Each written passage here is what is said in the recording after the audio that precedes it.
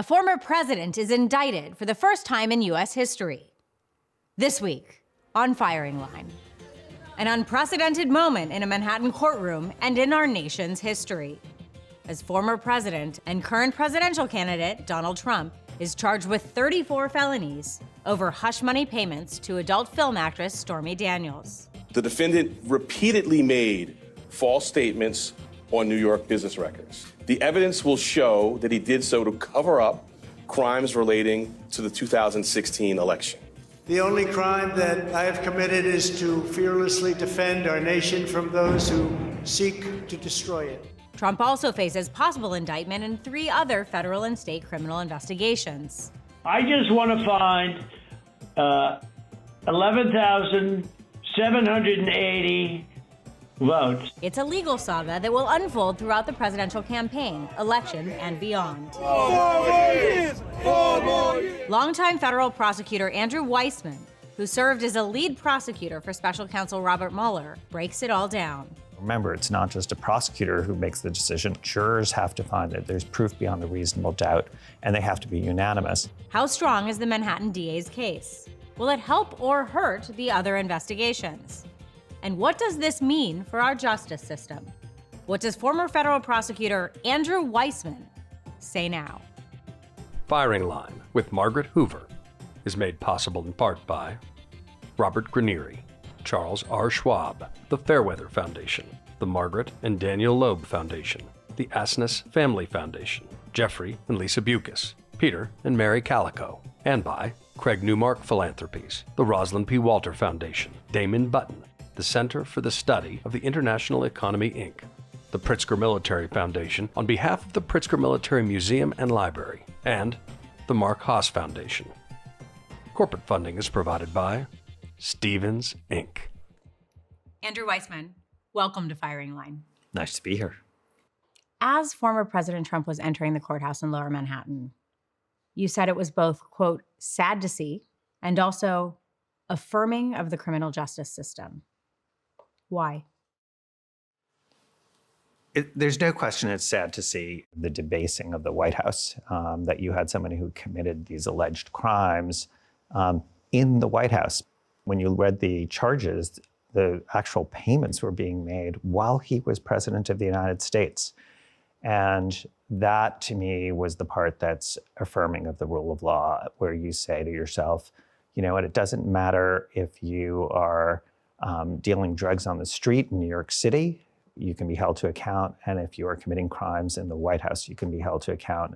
The process has not been immune from politics. The Wall Street Journal editorial page opined, doubting whether, quote, this case would have been brought against any defendant not named Donald Trump. What's your response?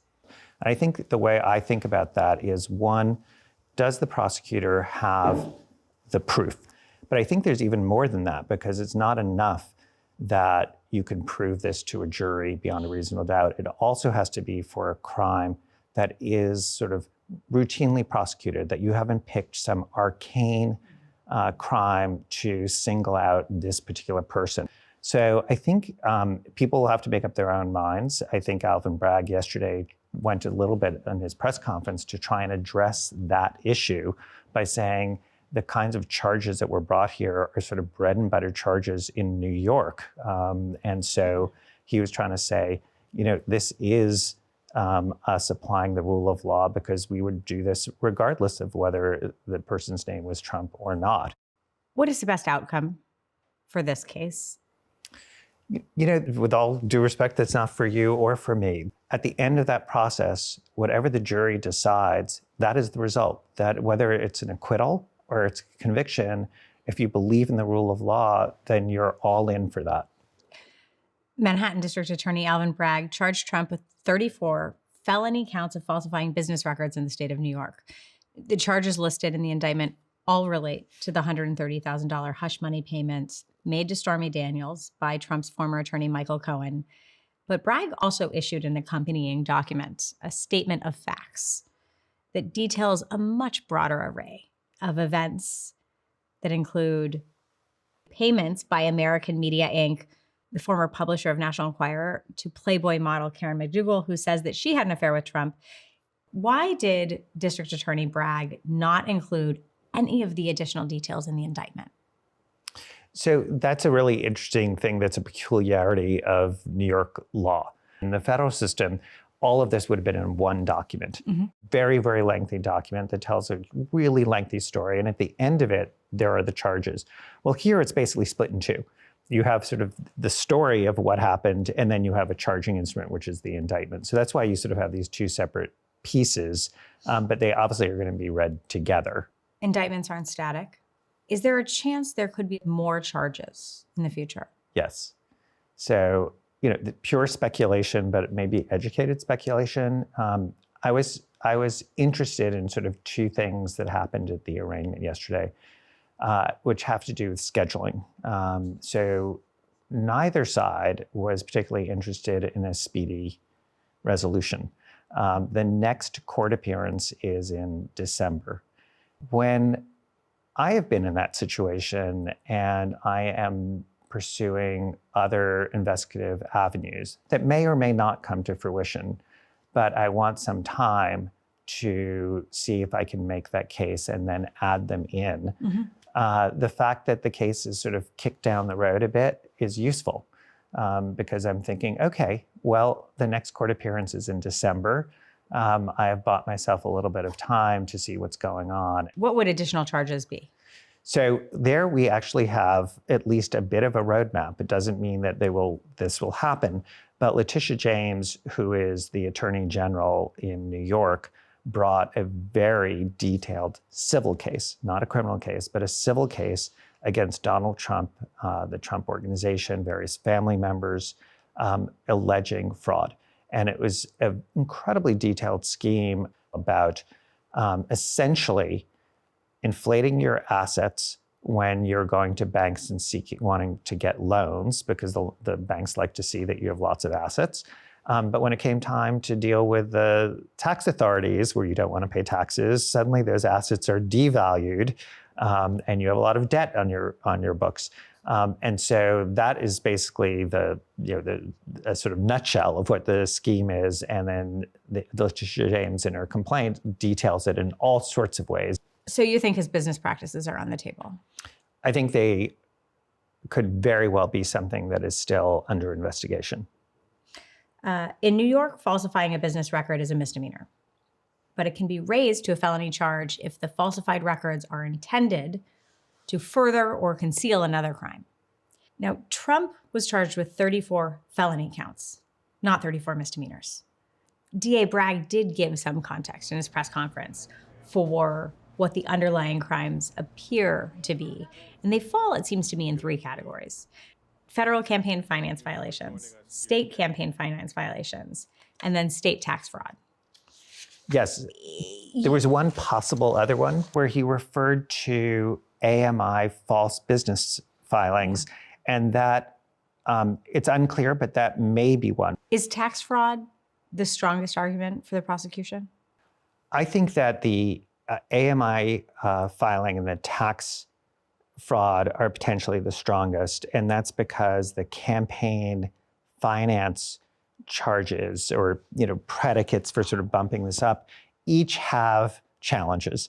The federal one, the legal issue is that really allowed? In other words, the underlying crime that so-called bumps up the misdemeanor to a felony is actually not a state crime, but a federal crime. Exactly. And so the issue is, can you use a federal crime when the statute says it has to be in furtherance or to conceal another crime? So that's something that certainly will be litigated, and the defense will make its motion, and the court will have to decide. At the end of the hearing, the judge said, "We'll see you in December," which of course is just before the Iowa caucuses and as the presidential primary campaign for the GOP nomination for president will be getting underway. How does the spectacle of a national political campaign impact a local trial? So we've never been in that situation.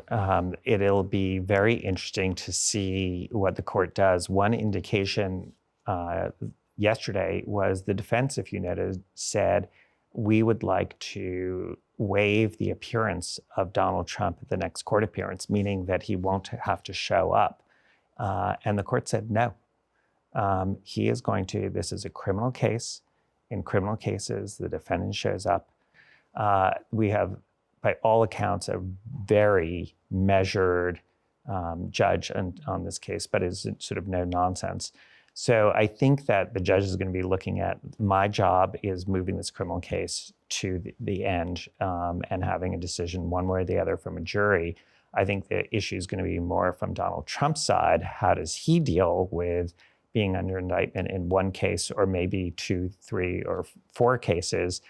I'm not a political pundit, but my own sense is that one of the reasons he didn't ask for a sort of a quick trial is he sort of is going to run, I think, and has run as sort of the outlaw president, that he's very counter-government and very much playing the victim. And so this will, I think, play into that particular narrative. During the arraignment on Tuesday, Judge Juan Merchan, who is presiding over the case, actually warned both parties, the prosecution and the defendant, Donald Trump, to refrain from rhetoric that could incite violence. Hours later, former President Trump returned to Florida, to his club Mar-a-Lago, and proceeded to call Bragg a criminal. He proceeded to deride Judge Merchan. He singled out members of both the judge's family and the DA's family. Judge Merchan said he had no intention at this point to issue a gag order of the defendant, former President Trump. What can you tell me about gag orders and when they are likely to be used? So I guess the first thing I just want to note is just how remarkable the conversation is that we are having. That I have prosecuted numerous organized crime cases when I started out as a prosecutor. This topic of a boss of a crime family and whether they would go after a judge or a prosecutor never came up.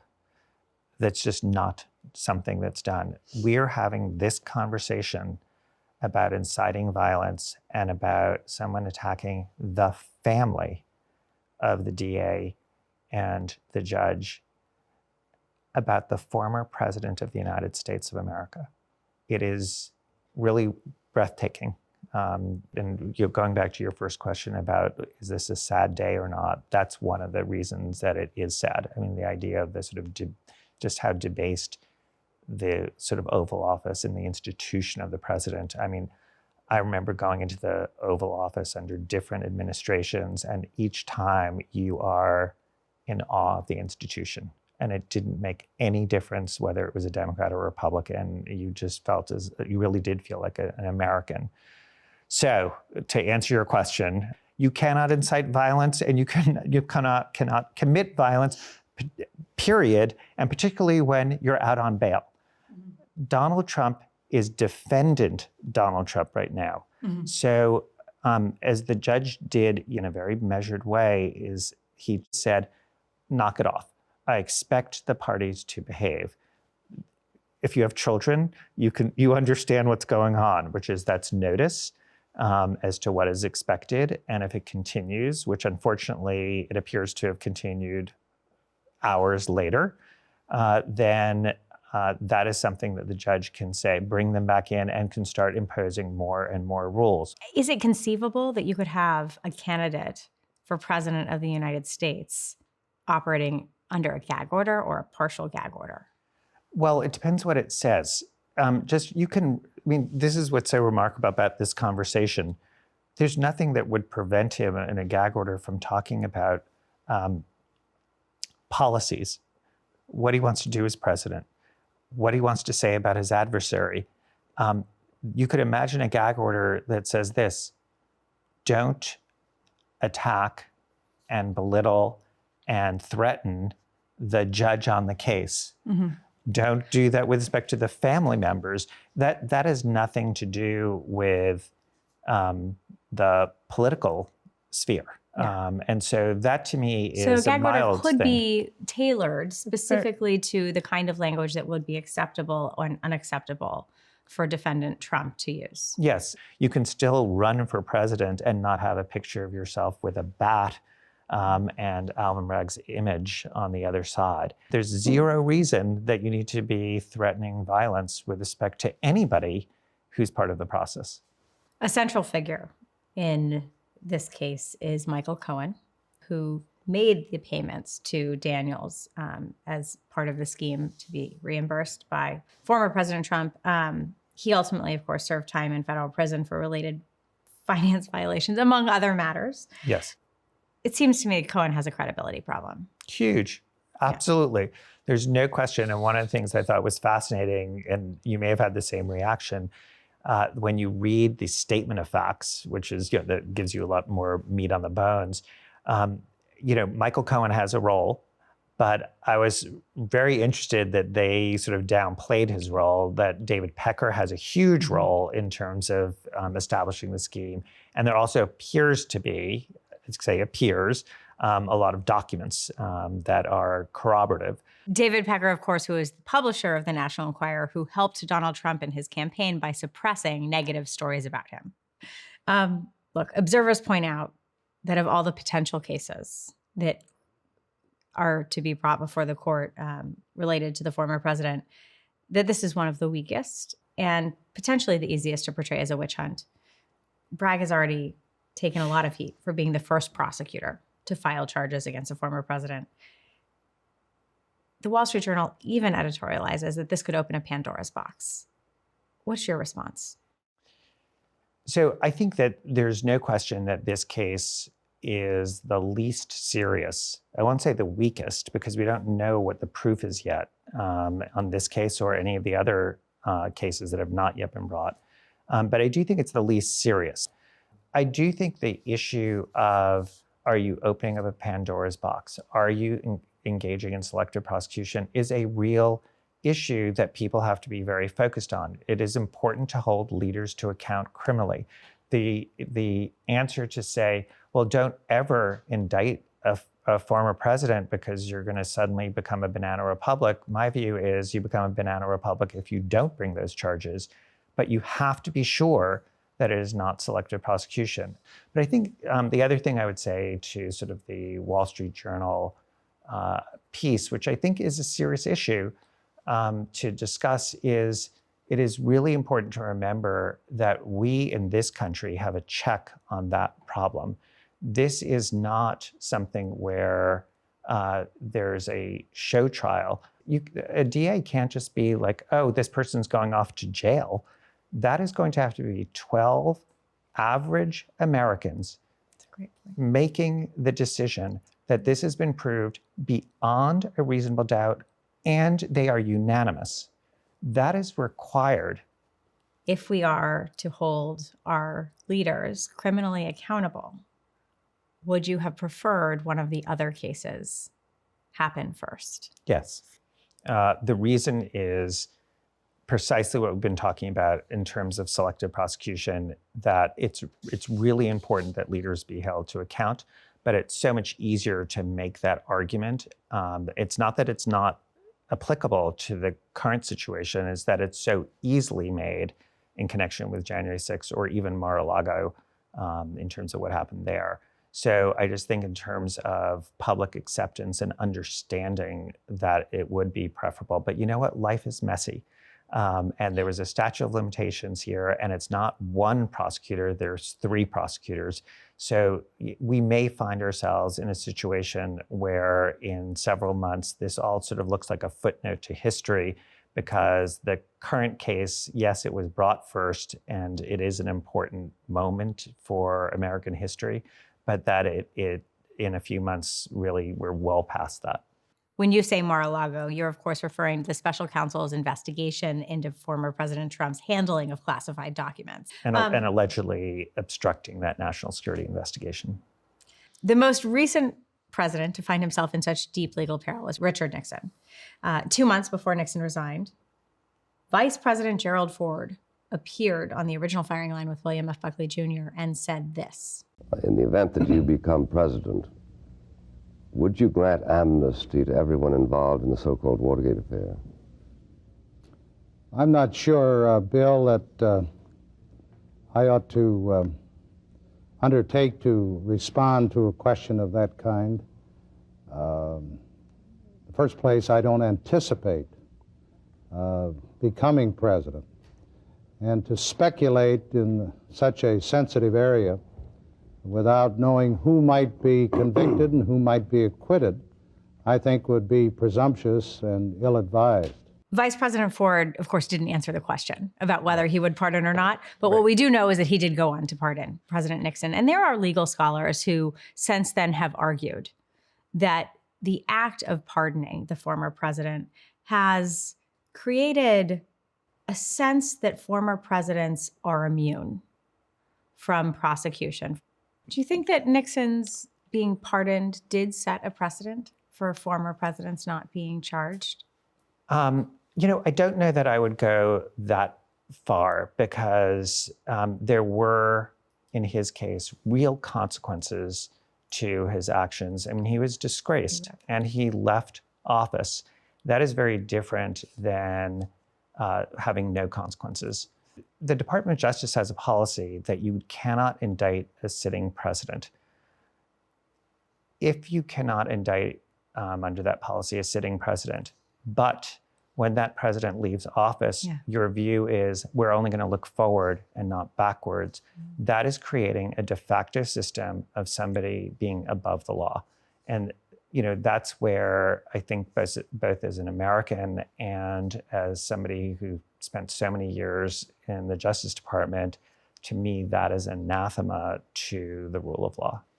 Let me ask you about one of the other cases, because you served as general counsel for the FBI. So you have really deep knowledge about how classified information ought to be handled. Secret Service agents connected to Trump are now testifying before a grand jury in this case about the documents that were at Mar-a-Lago. Are we seeing signs that an indictment could be coming in that case? Yes. I think that both the reports with respect to the Secret Service, the decision that Mr. Corcoran, one of Donald Trump's lawyers, had to go into the grand jury and testify. I think those are all signs that it's going to come to a head one way or the other in terms of that case. I will say that the decision whether Secret Service agents need to testify is a complicated issue and a serious step because there is a downside to that. Their first priority is the safety of the person they are protecting. And they're not there to sort of be there to report on everything that the person is doing. On the other hand, they are United States law enforcement, and they actually have a duty to report any criminal conduct. So you don't want to do anything that undermines the efficacy of their safety mission. But here, they very well could have direct evidence of a crime. And right now, we're only in a position where the grand jury would hear that. There is no sort of public revelation of that. But that is a complicated discussion. You wrote a book, Where the Law Ends, about your time as the lead prosecutor with special counsel Robert Mueller. You lament that more wasn't done to hold Trump accountable. And I wonder how Trump's defenders were able to shift the narrative in that situation that creates a teachable moment for these upcoming cases. That's a really great question, because there is an imbalance because the defense, in some ways quite rightly, does what they can to make sure that the public understands their view of a case outside of the courtroom. That is an aspect of the criminal defense. They will be thinking about that. And the government cannot start talking about why the defendant is guilty. And I think one way to deal with that imbalance is that I do think that there are things that a prosecutor can talk about that don't cross that line into saying why the defendant is guilty. An example, I think, that I thought was very, very useful by Alvin Bragg in his press conference was taking on this issue of selective prosecution. He talked about how the charges, the 34 false filings, that these are routinely charged. And what he was saying is, you know what, we use this against people who are involved in sex trafficking, bank secrecy, tax offenses. This is no different. To not charge this would be treating the former president better, not worse. And that's something that I do think that prosecutors have to, it's outside of what they're comfortable doing, but I think that especially in a case like this, it's going to be important to do. Andrew Weissman, thank you for joining me on Firing Line. My pleasure. Firing Line with Margaret Hoover is made possible in part by Robert Granieri, Charles R. Schwab, the Fairweather Foundation, the Margaret and Daniel Loeb Foundation, the Asness Family Foundation, Jeffrey and Lisa Bucas, Peter and Mary Calico, and by Craig Newmark Philanthropies, the Rosalind P. Walter Foundation, Damon Button, the Center for the Study of the International Economy, Inc., the Pritzker Military Foundation on behalf of the Pritzker Military Museum and Library, and the Mark Haas Foundation. Corporate funding is provided by Stevens, Inc.